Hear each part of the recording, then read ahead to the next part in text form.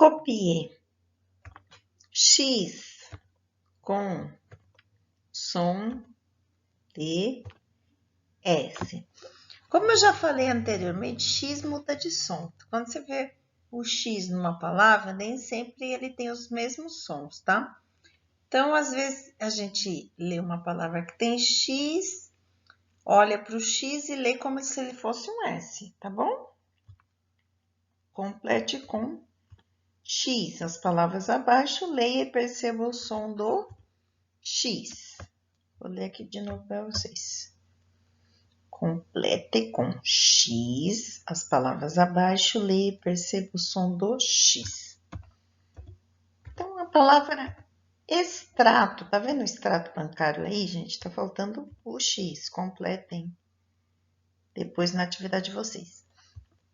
A palavra explosão. Tá faltando o X. A palavra excursão. Tá faltando o X. Em todas essas palavras eu li o X com o som de S. Eu li o X como se ele fosse um S, tá bom? Então, aqui, extrato, explosão, excursão.